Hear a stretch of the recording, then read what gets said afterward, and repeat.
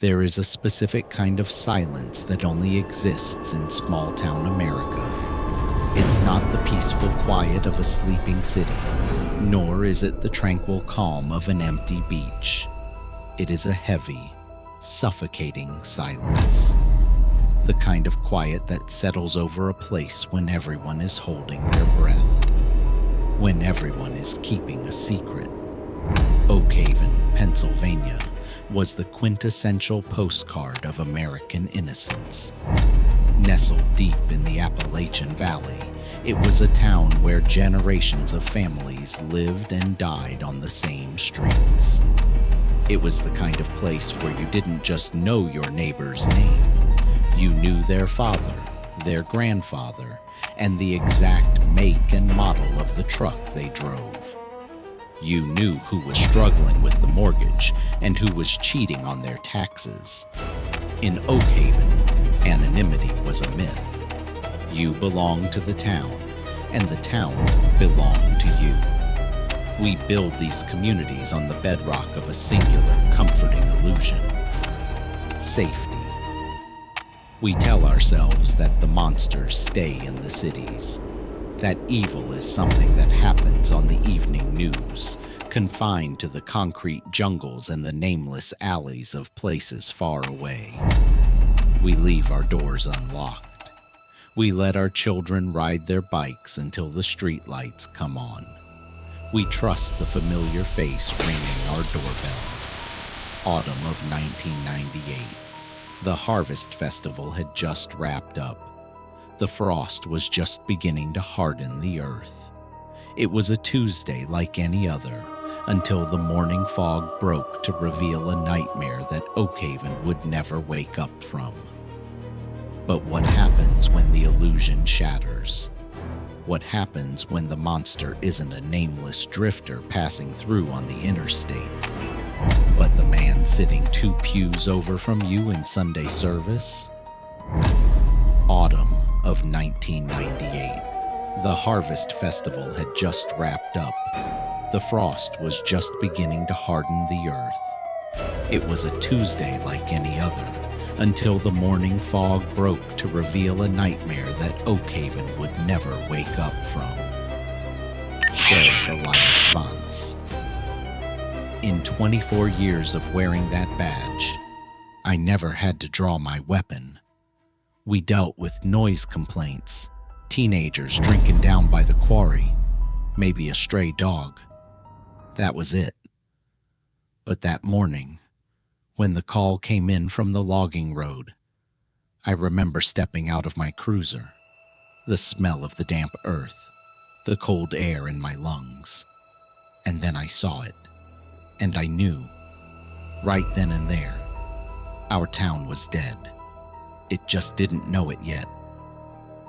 19-year-old Clara Miller was the town's golden child, a straight-A student, the choir lead, the girl with the radiant smile who worked the cash register at her father's hardware store. She was woven into the very fabric of Oakhaven. Everyone loved Clara.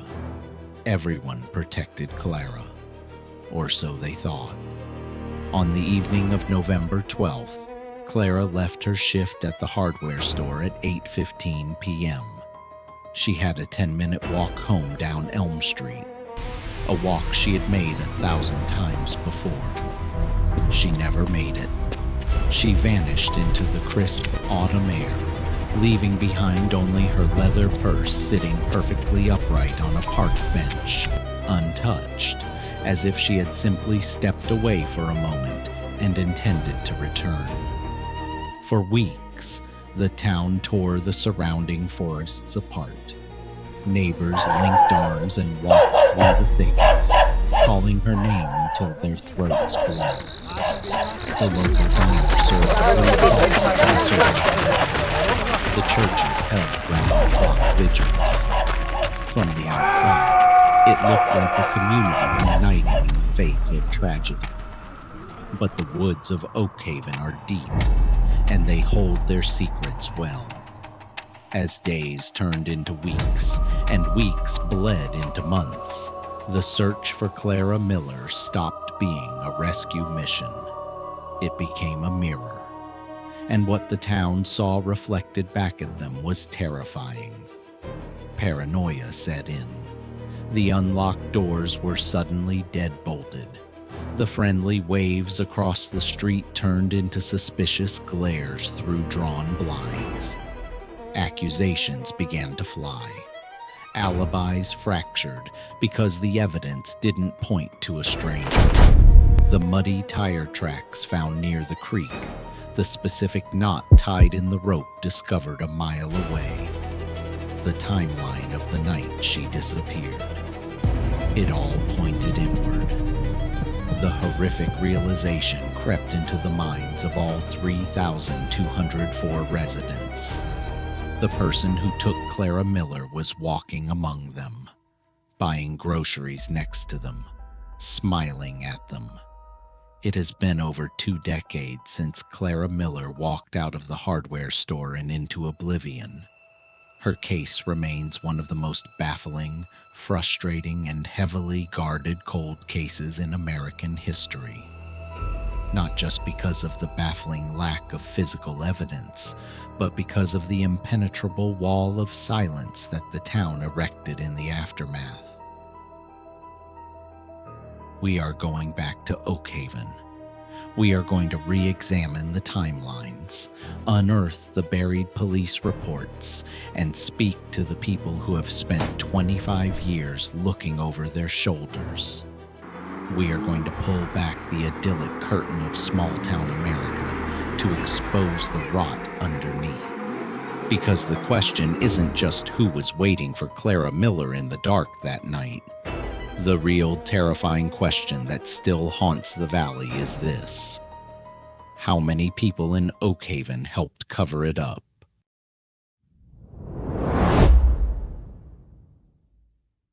To understand the gravity of what happened to Clara Miller, you first have to understand the ecosystem of Oakhaven. Geographically, the town is a fortress, bordered on 3 sides by the jagged, unforgiving ridges of the Appalachian Mountains, and on the 4th by the deep, fast-moving currents of the Blackwood River.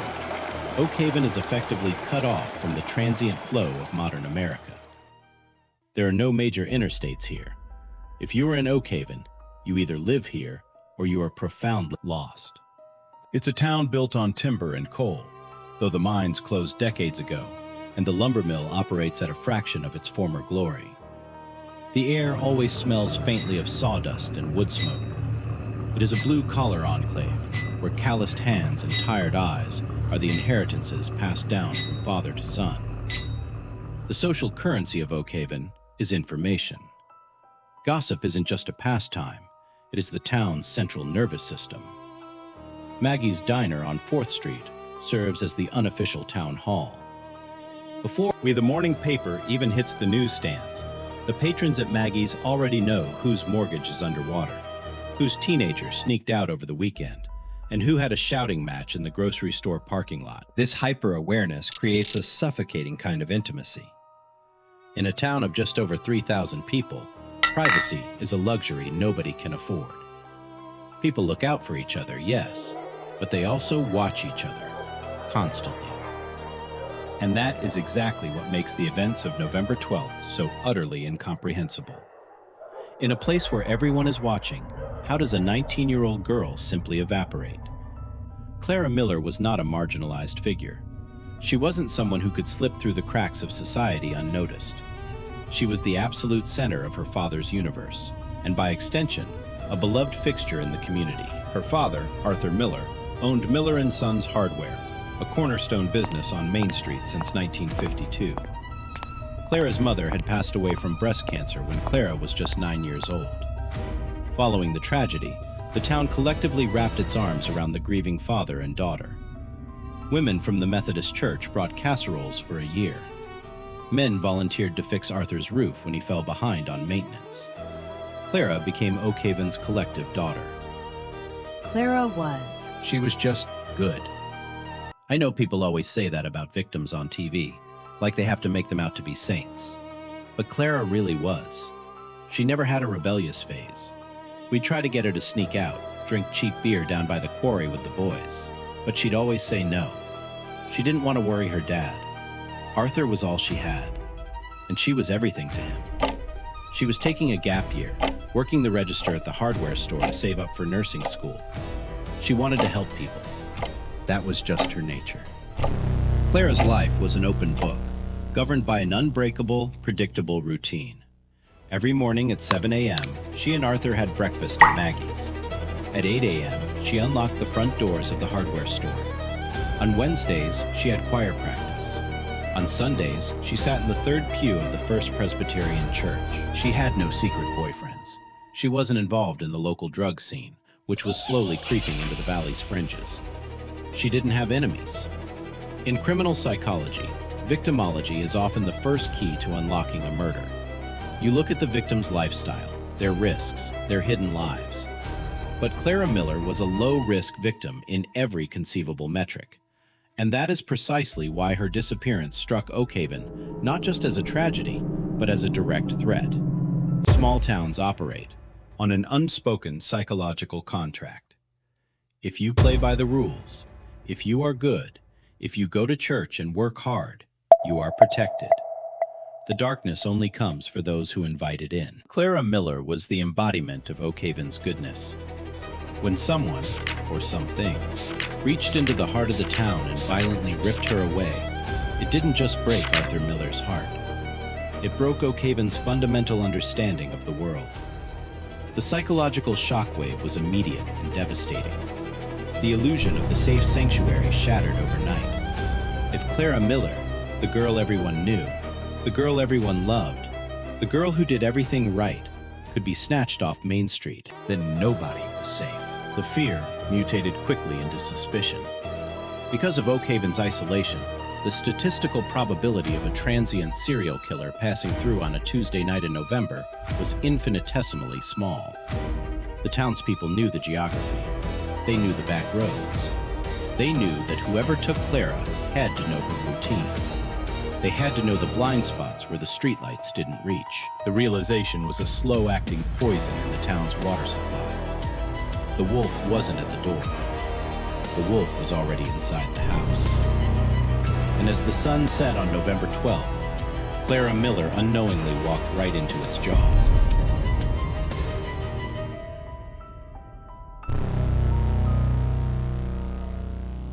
In any criminal investigation, the timeline is the spine of the case. It is the inflexible structure upon which detectives must hang every piece of evidence, every witness statement, and every theory. If the timeline breaks, the entire case collapses. The timeline of Tuesday, November 12th, is perhaps the most heavily scrutinized sequence of events in Oakhaven's history. And yet, it remains infuriatingly incomplete. 7 a.m. The day began exactly as it always did. Clara and her father, Arthur, a 15% arrived at Maggie's diner for breakfast. Waitress Betty Higgins served them their usual: black coffee for Arthur, orange juice, and a blueberry muffin for Clara. Betty would later tell investigators that Clara seemed entirely normal. She was cheerful, discussing her plans to organize the hardware store's inventory ahead of the winter rush. There were no signs of distress, no nervous glances at the door, no whispered arguments. 8 a.m. Miller & Sons Hardware opens for business. Clara takes her position behind the front counter. Throughout the day, approximately 42 customers passed through the doors. The police interviewed every single one of them. The consensus was unanimous. It was a remarkably unremarkable Tuesday. Clara sold snow shovels, weather stripping, and bags of rock salt. She chatted with Mrs. Gable about the upcoming church bake sale. She helped Old Man Peterson find the right gauge of wire for a fencing repair. 8 p.m. The hardware store closes. Arthur Miller was in the back office, finalizing the weekly ledger. Clara was tasked with sweeping the front floor and locking the register. I told her I'd walk her home. I always did when it got dark early, but she laughed at me. Said I was being an old mother hen. She said she had to drop off a book at Sarah's house anyway, which was just a block off Elm Street. She yelled out, "See you at home, Dad. Put the kettle on." That was the last thing she ever said to me. Put the kettle on. 8:15 p.m. Clara Miller steps out of the front door of the hardware store. She locks the deadbolt from the outside and pulls her yellow wool coat tight against the biting autumn wind. The streetlights on Main Street hum and flicker to life. She begins her walk down Elm Street. It is exactly a 0.6-mile walk from the store to the Miller house. A healthy 19-year-old walking at a normal pace should make that journey in under 12 minutes. This is where the timeline begins to fracture. At 8:18 p.m., Clara is spotted by Mrs. Gable, who is peering out from behind her living room curtains. Mrs. Gable confirms seeing a girl in a yellow coat walking past her house, heading east toward the town park. At 8:22 p.m., a delivery driver for a local pharmacy, Tommy Barnes, is driving in the opposite direction on Elm Street. Tommy notes seeing Clara walking near the entrance of the park. But Tommy's statement contains a chilling addition. Tommy reported seeing a vehicle parked roughly 50 yards behind Clara, sitting idle on the shoulder of the road. Its lights were completely cut. The engine was running. He could see the white exhaust pluming in the cold air. Tommy couldn't identify the make or mode, only that it was a dark-colored pickup truck. In Oakhaven, half the town drives a dark-colored pickup truck. Tommy didn't think much of it at the time. He drove past. 9 p.m. Arthur Miller finishes his ledger and walks the 6-blocks home. He expects to find the house warm, the kettle whistling, and his daughter reading on the sofa. Instead, he finds a dark, empty house. The psychological torment of waiting for someone who is late is a unique kind of agony. At first, logic dictates the narrative. She stopped to talk to Sarah longer than expected. She lost track of time. But as 9:15 p.m. becomes 9:30 p.m., logic is swiftly replaced by primal dread. Arthur calls Sarah's house. Sarah's mother answers. Clara never arrived to drop off the book. She hadn't been seen all evening. At 9:45 p.m., Arthur Miller leaves his house, a heavy maglite flashlight in his hand. He retrake. He's the exact route Clara would have taken. He walks down Elm Street, sweeping the beam of light into the dense bushes, calling her name. His voice cracks the stillness of the freezing night. He reaches the edge of the town park, a small 4-acre patch of woods and playground equipment that borders the Blackwood River. 9:58 p.m. Arthur's flashlight catches a reflection. It is Clara's brown leather purse, sitting on a park bench under a burned-out street lamp. The purse is not tossed or dropped. It is placed deliberately. Arthur runs to the bench. He opens the purse. Everything is inside. Her wallet, her keys, the book she was meant to drop off for Sarah. The only thing missing was Clara. My daughter is gone. Her purse is here. She's gone. Somebody took her. Please, God, somebody took my little girl. By 10:15 p.m., Sheriff Elias Vance is standing over the park bench. The town of Oakhaven has officially crossed the threshold from a quiet Tuesday night into a waking nightmare. The timeline stops. Clara Miller has vanished into the 14-minute window between 8:22 p.m. and 8:36 p.m. The initial search yielded nothing. No signs of a struggle, no drag marks, no blood, just a purse, and the chilling realization that whoever was waiting in that dark, idling truck knew exactly where the streetlights ended and the shadows began. In the annals of criminal investigation, the first 48 hours are the golden window. It is the crucial period before memories fade, before weather washes away the physical truth, and before a perpetrator can adequately cover their tracks. But in Oakhaven, the first 48 hours were not a surgical extraction of facts.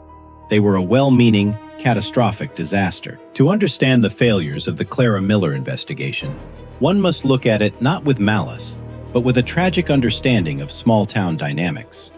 When Arthur Miller called 911 screaming that his daughter was gone, Sheriff Elias Vance didn't respond to a crime scene.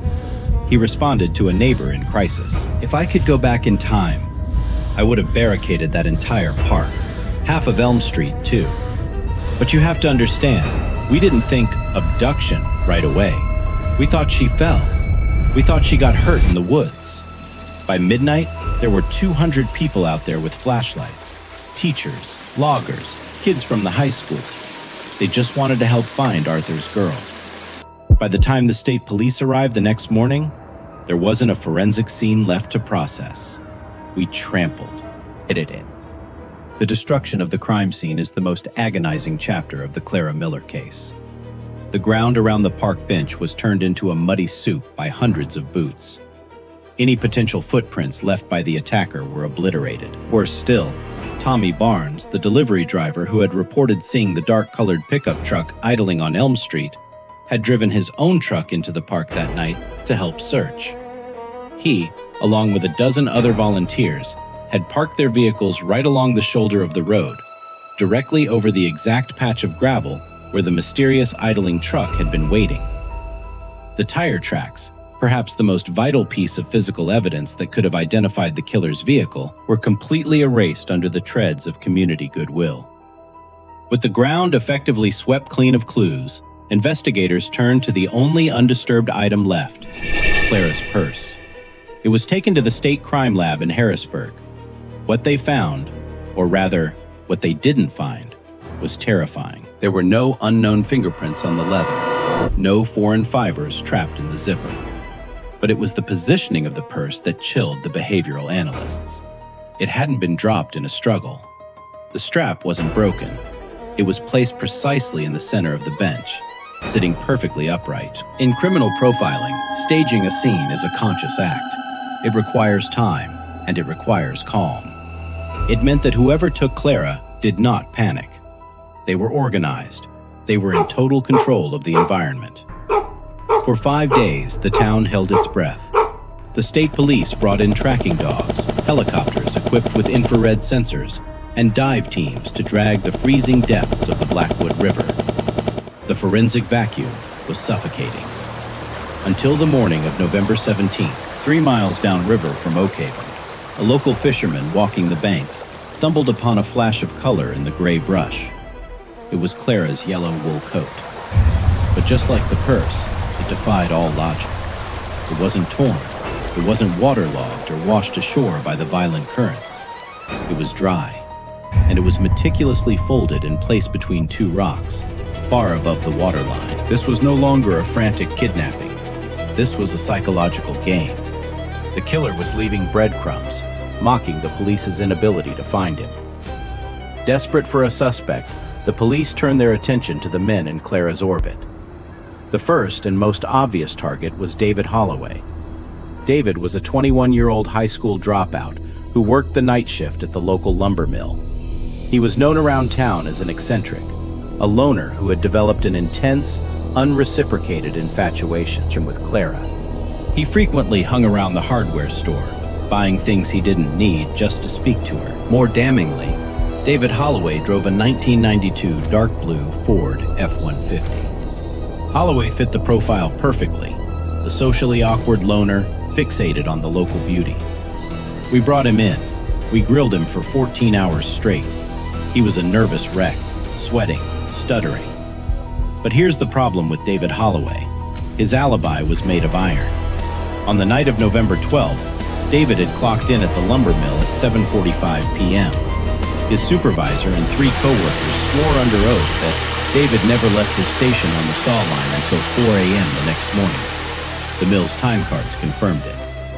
Unless David had somehow managed to leave the heavily supervised floor, drive to town, abduct Clara without leaving a trace, and return in less than 20 minutes without anyone noticing, he couldn't have done it. David Holloway was released. The phantom dark pickup truck remained a ghost. The leads dried up. The state police packed their equipment and left. Sheriff Vance was left standing alone in a town that was rapidly consuming itself with paranoia. If it wasn't the weird kid from the lumber mill, then who in Oakhaven was capable of a perfectly executed, meticulously staged abduction? The investigation had hit a brick wall, but the town's darkest secrets were only just beginning to bleed through the cracks. When a police investigation stalls, nature abhors the vacuum. In the absence of official facts, a small town will inevitably manufacture its own. But in Oakhaven, the rumors that began to circulate in the bitter winter of 1998 were not fabricated out of thin air. They were the ugly, suppressed truths of a community that had spent decades sweeping its sins under the rug. Clara Miller's disappearance was the catalyst that finally caused the dam to break.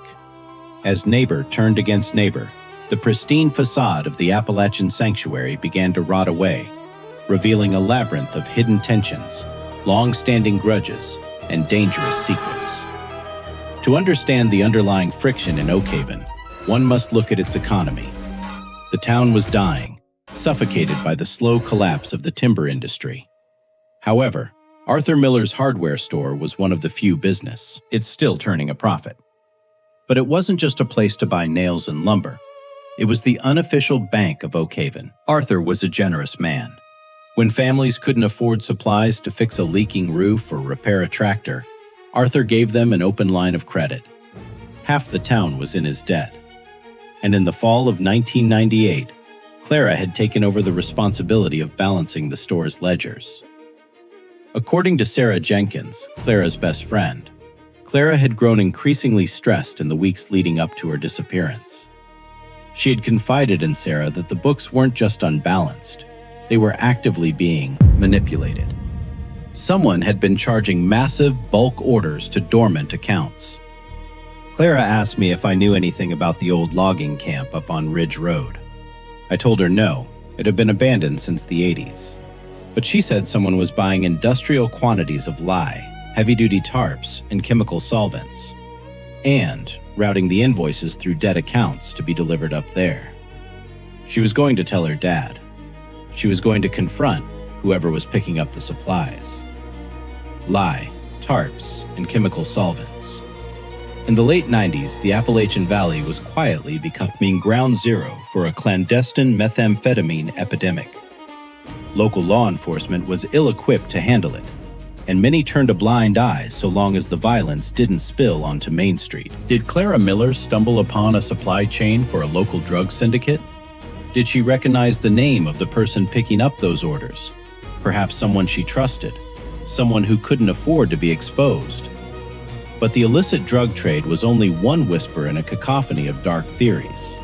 The most persistent and the most dangerous rumor involved the Hayes family. Richard Hayes was the town patriarch, the owner of the failing lumber mill and the primary political force in the county.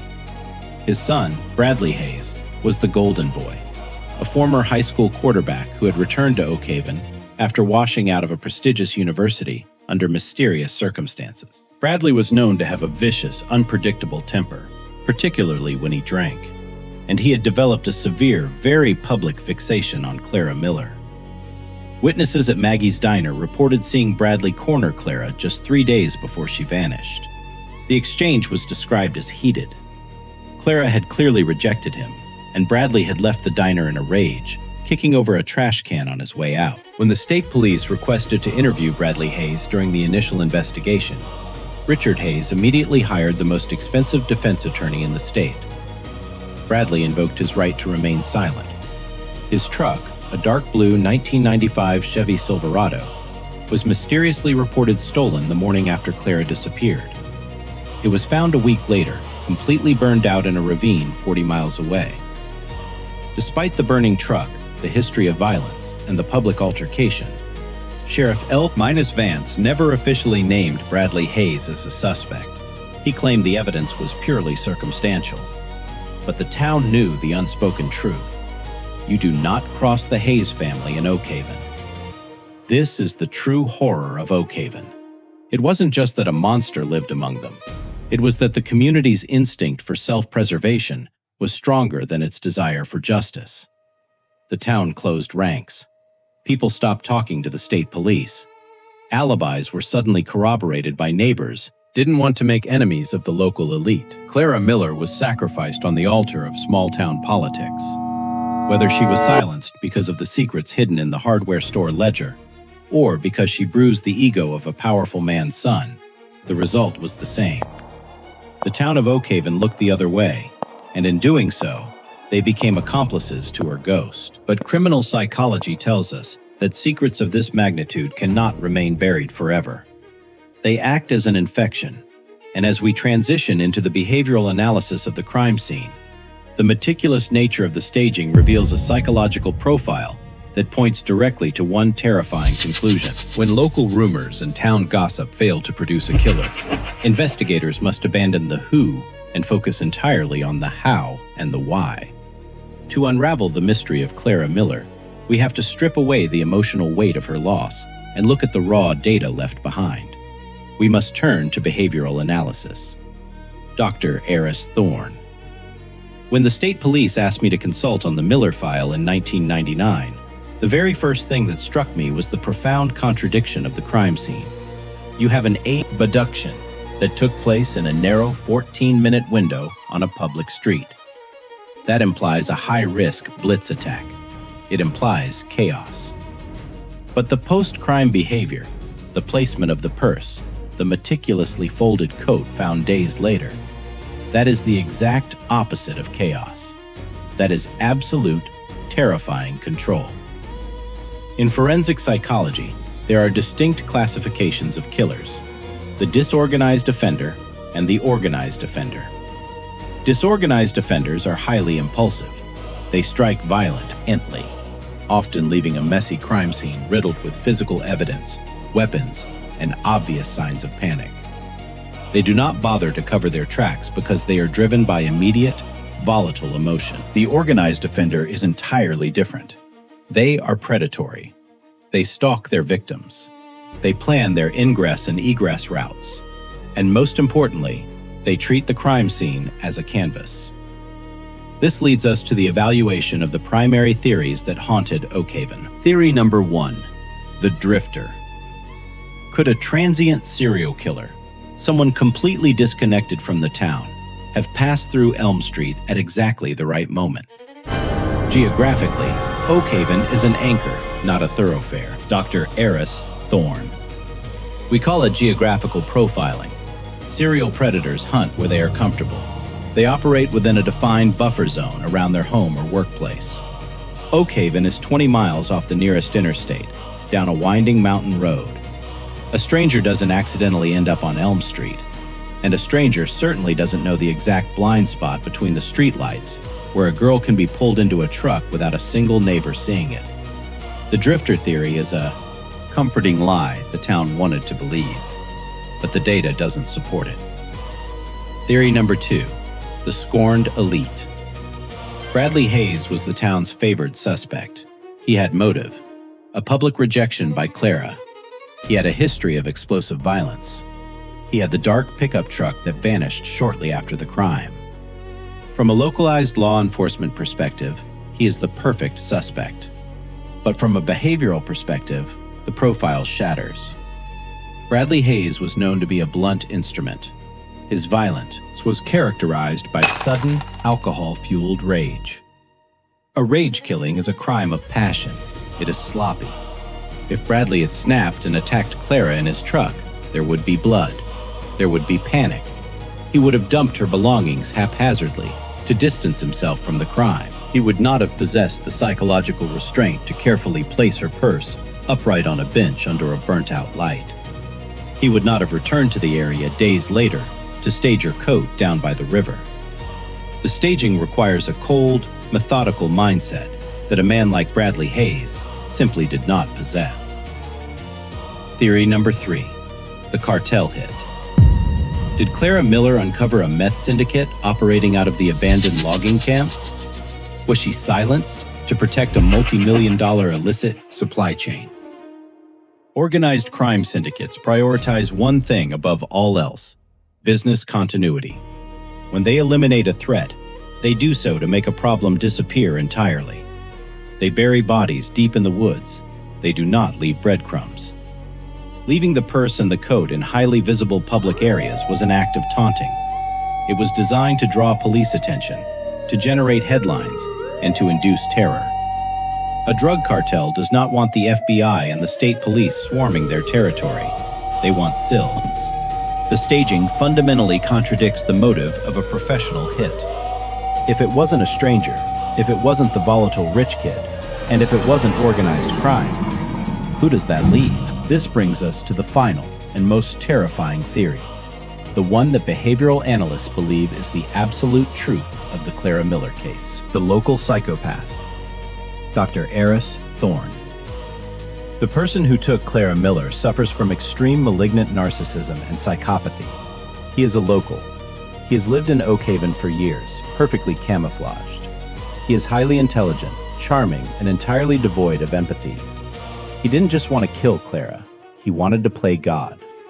The staging of the purse and the coat wasn't just a diversion, it was a game. The killer was actively participating in the aftermath. He was watching the police chase. Hear tales. He was watching the town tear itself apart with paranoia, feeding off the power of knowing a secret that everyone else was desperate to uncover. In cases involving this specific profile of a psychopathic killer, they rarely run away. They insert themselves into the investigation. They join the search parties. They offer their condolences to the grieving family. They might have even sat next to Arthur Miller in church, placing a comforting hand on his shoulder, privately relishing the user. The ultimate godlike thrill of being the architect of his destruction. The profile suggests that the man who took Clara Miller didn't leave Oakhaven after November 12th. He woke up the next morning, went to work, smiled at his neighbors, and went about his life. He is the ultimate wolf in sheep's clothing. And he is the reason this case has never been solved. Because how do you catch a monster when the monster looks exactly like you? Is the ultimate enemy of justice. As the days bled into years and the years stretched into decades, the Clara Miller investigation slowly suffocated under the weight of its own dead ends.